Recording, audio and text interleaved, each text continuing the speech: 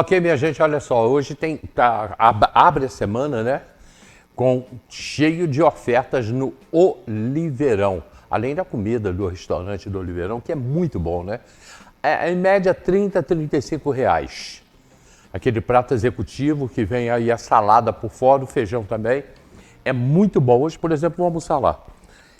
Realmente é muito bom a comida lá do Oliveirão.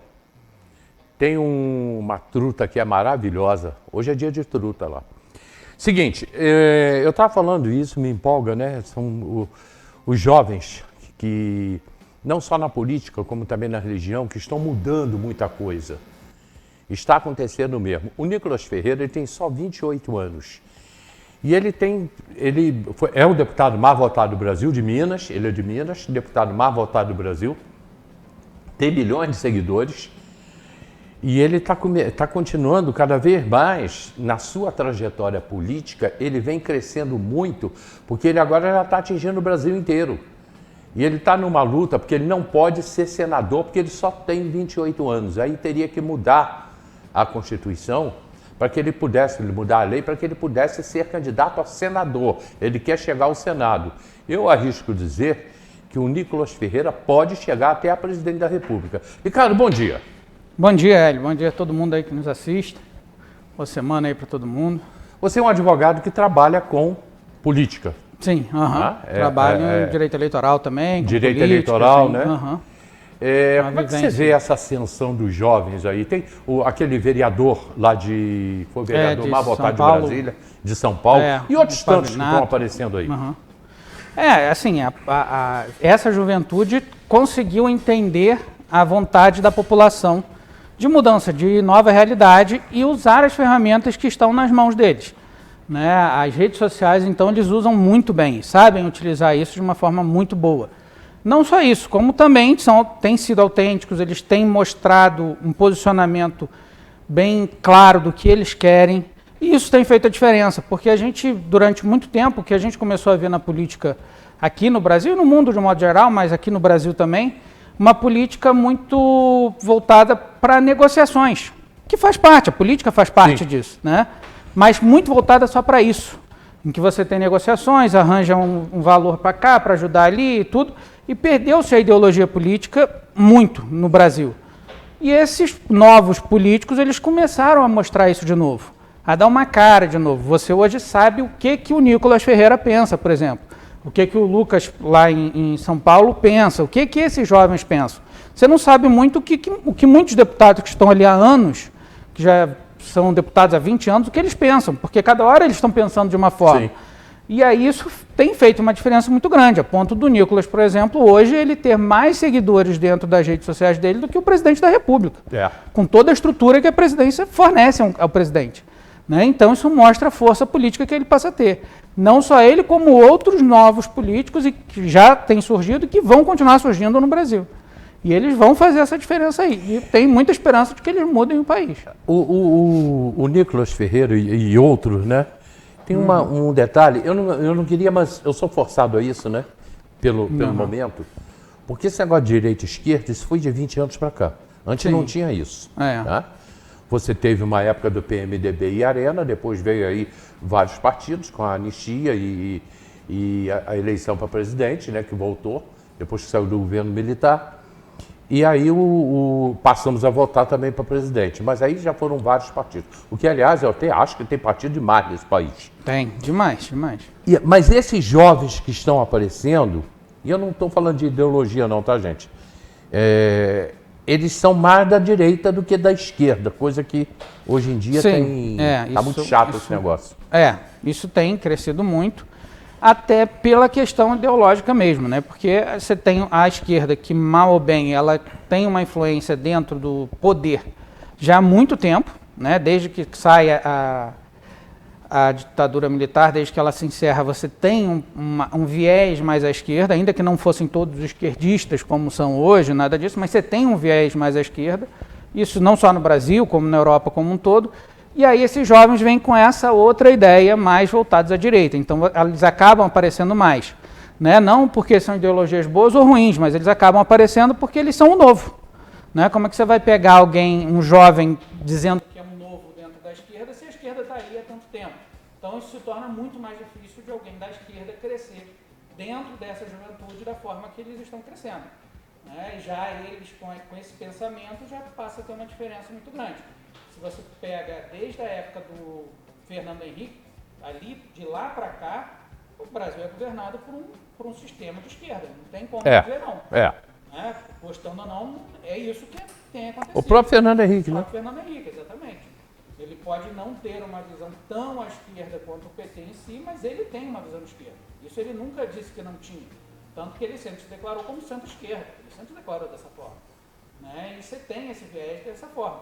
E aí como você faz para surgir dizendo que você é o novo, mas apoiando um governo que está aqui, um modo de se governar desde 94. Né? Então não tem como, é muito mais difícil você mostrar que você é o novo. Você pode até surgir dessa forma, mas é muito mais difícil. Para quem não está no poder, a esse tempo todo, isso se torna muito mais fácil de você mostrar, porque hoje você tem na mão, por exemplo, do Nicolas e de tantos outros jovens, aquela ideia de revolucionar, aquela ideia de mudança, aquela ideia de uma coisa nova, que quem está na esquerda não consegue mais mostrar isso. E é o grande problema hoje para o PT, é exatamente isso, é conseguir dizer que é novo sem ser novo. Isso é muito difícil. Hoje você tem aí o Bolsonaro, que não pode ser, por enquanto, candidato a presidente, a gente não sabe se vai ser ou não, mas você tem ali outros, o Romeu Zema de Minas, o Ratinho Júnior, do Paraná, lá, né? Paraná, o governador do Rio Grande do Sul, fugiu o nome dele agora. Eduardo Leite, né? Eduardo Leite.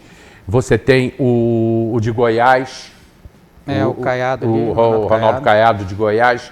Você tem uma série de pré-candidatos. Aí apareceu agora o Gustavo Lima também querendo ser candidato. O Pablo Marçal, que tropeçou no meio do caminho, mas é jovem e pode se recompor. Agora, na esquerda, é isso que eu quero te perguntar. Então você tem vários nomes. Na esquerda você não tem. Você não tem, né? Por uma questão ideológica mesmo do próprio PT e do Lula. Que é o seguinte, eu vou tornar ele cada vez mais forte, o Lula cada vez mais forte, e eu não posso deixar ninguém crescer aqui embaixo. Então isso ele faz, isso ele age dessa forma. E de outro lado, a própria população não quer mais isso. Por mais que a população tenha escolhido o candidato de esquerda, o Lula e tudo mais, ela escolhe por um ódio que ela criou, principalmente por conta da pandemia, em relação ao Bolsonaro. Né? Então, por isso que ela acaba escolhendo, e claro, com a ajuda de um sistema eleitoral que, infelizmente, ele passou a ser muito parcial no Brasil. Né? Então, você passa a ter aí uma legislação que é muito aberta, a nossa legislação eleitoral ela é muito aberta, né, a ponto de você, né, até num curso que eu faço de pós-graduação, um dos professores, ele chegou e falou isso. Ele falou, a nossa legislação ela é tão aberta e tão subjetiva que você vai para um julgamento dentro de uma eleição que deveria ser tudo muito mais claro, em que dois fatos iguais, dois casos iguais, são julgados pela mesma Câmara, né, que são os desembargadores ali pelo mesmo plenário do TRE, por exemplo, em que num caso ele decide de uma forma e no outro ele decide de forma completamente diferente. Por quê? E por que eles fazem isso? Porque a própria legislação autoriza isso. Ela mesmo permite isso. E aí você tem essa situação. E aí você tem na esquerda essa ideia de uma coluna só e não tem nada de novo para apresentar. Então você não consegue fazer com que políticos da esquerda cresçam, né, que apareçam para serem futuros candidatos à presidência da República com força, nada disso. Você tem um partido que impede que isso aconteça, que é o próprio PT, ele impede que isso aconteça para que isso faça, e porque você também não tem esse novo, você não tem o discurso do novo, faz com que a população não acredite mais, e a população não acredita. Né? Ela, de fato, ela deixa isso bem claro, ela não acredita. Quando você pensa assim, o presidente ganhou, ok, o Lula está lá na presidência. Mas quando você vem para as eleições municipais, isso mudou completamente. Você já vê o PT caindo muito, muito nas eleições municipais. E isso vai se refletir daqui a 2 anos, não tem como não se refletir. Se vai acontecer algo diferente ou não sei, mas o fato é que você vai ver muita gente da esquerda não conseguindo no cenário que está, daqui a 2 anos se repete. Daqui a 2 anos se repete. No cenário que está, daqui a 2 anos se repete. Muito difícil. E aqui em Teresópolis, esses novos vereadores? Novos até em idade também, né? Tem alguns ali... tem alguns ali em idade também. Se eles conseguirem também mostrar novidade, né, conseguirem mostrar uma mudança de mentalidade na política local, eles vão longe também. Vão conseguir ser prefeitos, vão conseguir crescer, virar deputado. Isso eles conseguem fazer. O que eles precisam fazer é mostrar uma novidade. É isso que a população precisa. Ela está cansada do que sempre aconteceu. Se ela consegue ver novidade nisso, aí ela começa a mudar. E existe possibilidade de você fazer isso dentro da Câmara de Vereadores, né? Até porque você hoje tem mecanismos legais que facilitam isso. Uma Câmara de Vereadores hoje ela consegue, de forma muito mais fácil, por exemplo, através das redes sociais e tudo, o vereador consegue aparecer de forma muito mais fácil e exigir mudanças, né? Não é mais aquela história só de alguém foi lá no vereador, pediu para melhorar a rua e tudo, ele vai lá no prefeito e tenta resolver. Não, ele vai no prefeito, não conseguiu resolver, ele tem uma arma na mão, que é o telefone dele, é a câmera, e pressionar, ele tem como fazer isso, mas ele precisa fazer. Nós tivemos 2 casos de 2 jovens vereadores que há 4 anos atrás se elegeram e que eu tive esperança momentaneamente, né? Mas logo nos primeiros meses os caras já atropelaram, isso causou... Eles perderam a eleição, os 2 que eu estou falando, perderam a eleição. Então, esses jovens, eles têm que saber como conduzir, porque senão eles vão perder. E assim, e precisam ser autênticos. Precisam ser. Isso que a política precisa muito. Esses políticos que estão crescendo, o Nicolas é um, por mais pode-se concordar ou discordar dele, mas ele é autêntico no que ele está dizendo. Ele diz, é isso que eu acredito, e ele continua dizendo, é isso que eu acredito. Um dos problemas que eu vejo desses vereadores que não foram reeleitos foi exatamente o diferente. Eles ganharam com um discurso e logo depois eles foram mudando para continuarem, para ficarem bem com o governo. E aí a população não aceita. Eu não sigo o Nicolas. Aliás, eu não sigo ninguém em rede social. Não. Mas eu vejo esporadicamente alguma coisa. Essa semana eu vi um vídeo dele, muito interessante, em que ele dizia o seguinte, que quem cuida de pessoas no Brasil, quem faz caridade no Brasil, são 2, eu vou botar como organização, né? Ele falou, é a Igreja Evangélica e a Igreja Católica. Ele disse, eu sou evangélico, mas se não fosse a Igreja Católica no Brasil, o Brasil estaria muito pior. Fome, miséria, isso que ele queria chegar. Se não fosse a Igreja Evangélica, o Brasil estaria muito pior. Então ele coloca a Igreja Católica e Evangélica ajudando e fazendo o trabalho que o governo deveria fazer. Sim, exatamente. As igrejas ajudam muito, a gente não tem a menor dúvida disso. A quantidade de igrejas que, quase todas elas, têm um trabalho social, tendo uma receita muito baixa, ou tendo uma receita muito alta. Quase todas elas fazem ação social, ajudam a sociedade, estão ali o tempo todo na comunidade, tentando ajudar, tentando fazer, que é algo que, claro, a igreja vai fazer e vai continuar fazendo, seja um Estado eficiente ou não, mas que se o Estado fosse eficiente, seria muito melhor. Como o Estado não é, o Estado brasileiro ele não é nem um pouco eficiente em relação a isso, né, e ele se contentou em fornecer tal do Bolsa Família, essas ajudas básicas, e não em melhorar de fato a realidade da população. O Brasil precisa de emprego. Sim. E isso ele não está preocupado. Isso o Estado brasileiro não está preocupado. É porque você mantendo com o Bolsa Família, você tem o voto. Sim, exatamente. Aí você tem o voto. Mais uma pergunta. Daqui a pouco, pastor Márcio, pastor Davi Palhares já chegaram, já estão aqui. E vem 3 amigos aí indo embora para o Rio, né? Que vão passar rapidamente aqui no programa de hoje. Isso no finalzinho do programa eles vão estar aqui. Ele tem milhões de seguidores, esse Nicolas Ferreira.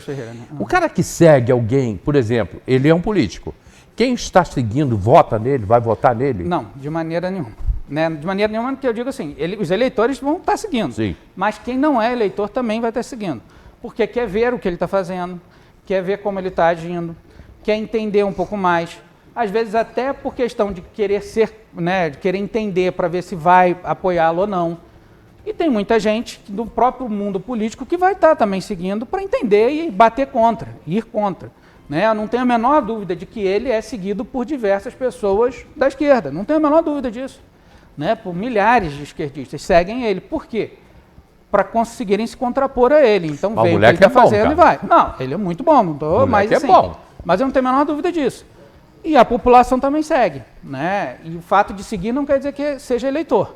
Mas é claro que a partir do momento que você olha para ele, em que você vê um número de seguidores dele só crescendo, crescendo, crescendo, ele está conseguindo mostrar o que ele pensa e as pessoas estão começando a concordar. Ele quer ser candidato a senador, ele consegue mudar, aí não sei, a Constituição não, né? Ou é a lei eleitoral? Não, que ele só pode com 35 anos. Eles precisam fazer uma emenda à Constituição para conseguir mudar. O grande problema da emenda, para você conseguir fazer, é exatamente isso, porque você precisa de um quórum muito grande.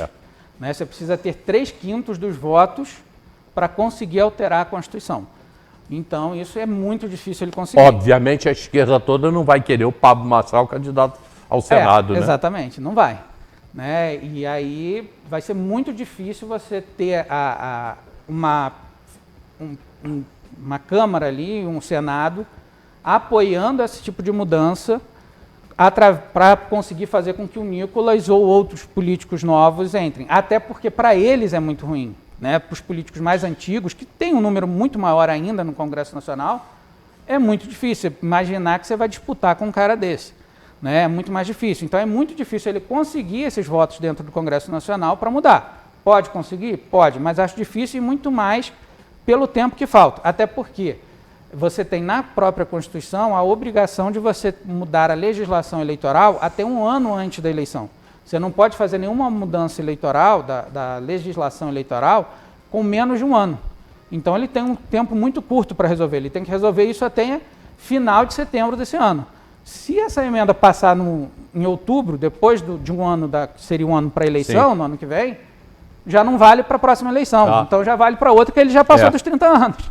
Né? Então, para governador seria 30 anos, claro que para Senado e para presidência são 35, então ainda demoraria mais. Mas, por exemplo, para a próxima eleição, acho muito difícil ele conseguir.